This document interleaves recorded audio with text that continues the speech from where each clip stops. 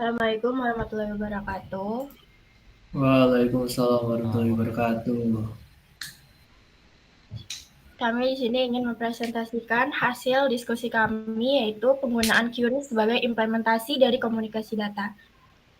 Sebelumnya, perkenalkan nama saya sendiri, Reva Aura Ramadhani, dengan NIM 1H024059 dan rekan-rekan saya. Saya Arifin Budi Kusuma dengan NIM 40. Saya Wilda Wicaksono dengan NIM 42. Saya Ramadhani Saira, NIM 61. Oke, jadi di sini ada latar belakang. Apa itu QRIS? QRIS sendiri adalah metode pembayaran elektronik yang diluncurkan oleh Bank Indonesia atau BI bersama Asosiasi Sistem Pembayaran Indonesia atau ASPI untuk mempermudah masyarakat dalam menyelesaikan transaksi keuangan. Dengan QRIS, Anda jadi bisa melunasi tagihan di toko offline tanpa perlu mengeluarkan uang tunai, melainkan cukup menggunakan barcode saja.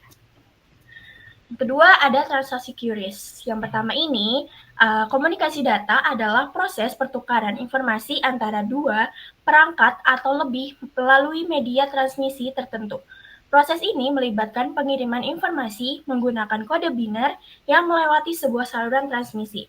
Yang kedua ini, setiap kali Anda membayar dengan QRIS, Anda sebenarnya sedang melakukan proses komunikasi data yang canggih ini, mengubah transaksi sederhana menjadi pertukaran informasi digital yang cepat dan aman. Tentunya ada tujuan, ada 3: efisiensi, kenyamanan, dan yang tadi itu ada riwayat. Yang pertama, efisiensi itu mengurangi waktu pemrosesan data, membuat transaksi lebih cepat dan ekonomis.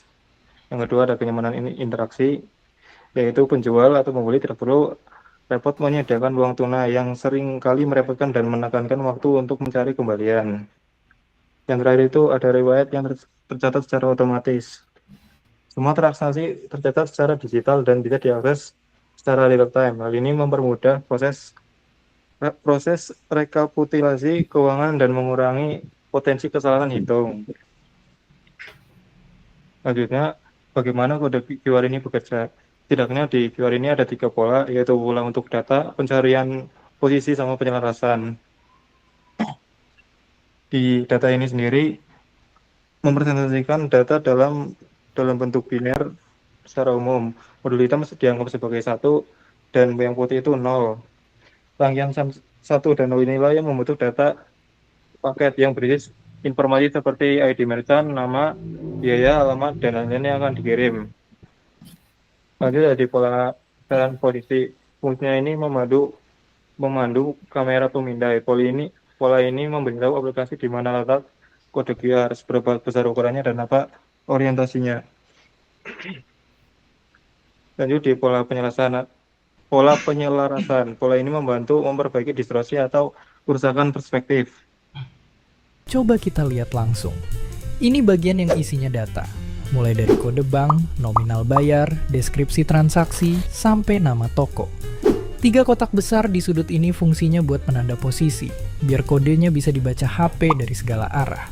Kalau kotak yang ini, ngebantu HP kita biar tetap bisa ngebaca walaupun gambarnya agak melengkung. Ya, alur QRIS. Jadi yang pertama itu pelanggan melakukan scan. Pelanggan atau user itu melakukan pemindaian atau scan kode QRIS milik penjual menggunakan aplikasi pembayarannya.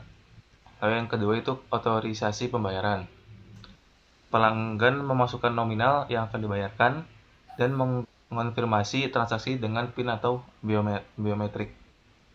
Yang ketiga, data dikirim ke bank merchant.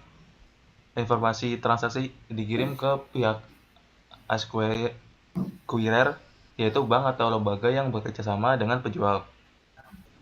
Lalu yang keempat, verifikasi oleh bank pelanggan. Acquirer meneruskan permintaan ke issuer, yaitu bank atau dompet digital milik pelanggan, untuk memeriksa kecukupan saldo dan keamanan. Lalu yang terakhir, transfer dana dan konfirmasi. Setelah saldo diverifikasi, issuer mentransfer dana ke acquirer yang kemudian akan meneruskannya ke rekening penjual dan memberikan notifikasi transaksi berhasil. Jadi komponen komunikasi data transaksi QRIS. Yang pertama itu sumber, smartphone dan aplikasi pembayaran Anda. Jadi perangkat ini itu yang menghasilkan data dan memprosesnya untuk dikirim ke sistem transmisi. Lalu yang kedua itu ada sistem transmisi, jaringan internet, wifi atau data seluler. Ini adalah jalur yang menghubungkan sistem sumber dengan sistem tujuan. Lalu yang terakhir ada penerima atau receiver, server milik bank atau e-wallet. Perangkat ini itu menerima sinyal dari sistem transmisi dan menangkap informasi yang dihasilkan oleh penerima.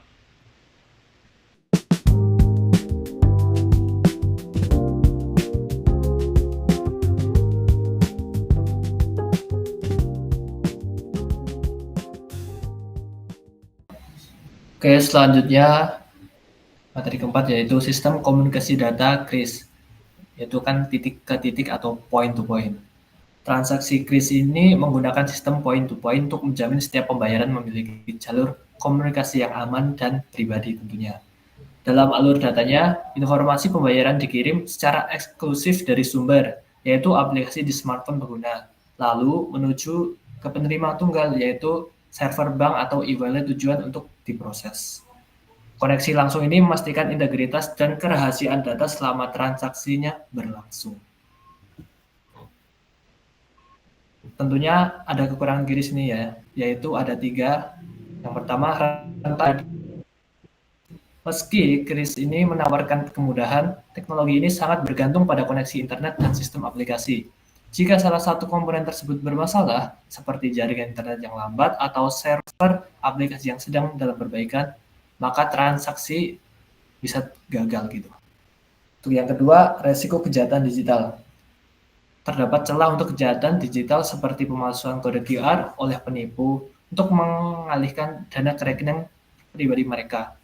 Selain itu, ada juga ancaman penyebaran malware. Dan yang terakhir, aksesnya belum merata. Penggunaan QRIS belum maksimal di seluruh wilayah Indonesia, terutama di daerah terpencil yang memiliki koneksi internet yang buruk atau tidak stabil. Keterbatasan infrastruktur ini membuat masyarakat di daerah tersebut tidak dapat memanfaatkan kemudahan QRIS. Oke, tapi sebenarnya QRIS juga bukan tanpa celah. Nggak sedikit orang yang bikin QRIS buat dipakai nipu. Jadi ya pastiin yang kalian scan itu emang udah bener dengan cocokin lagi ke penjual semua data yang tercantum di HP. Selanjutnya kesimpulan, jadi QRIS adalah metode pembayaran elektronik standar yang pada dasarnya merupakan sebuah sistem komunikasi data, di mana smartphone atau sumber memindai kode QR untuk mengirimkan informasi transaksi melalui internet atau sistem transmisi ke server bank atau penerima. Alur kerjanya melibatkan pemindaian, otorisasi, verifikasi antara bank, penjual atau acquirer, dan pembeli atau issuer, hingga konfirmasi transaksi berhasil. Meskipun sistem ini menawarkan keuntungan besar seperti efisiensi, kenyamanan tanpa ulang tunai, dan pencatatan otomatis, penggunaannya masih menghadapi tantangan berupa kerentanan terhadap masalah teknis, risiko kejahatan digital, serta akses yang belum merata di seluruh wilayah. Baik, kurang lebihnya mohon maaf. Wassalamualaikum warahmatullahi wabarakatuh.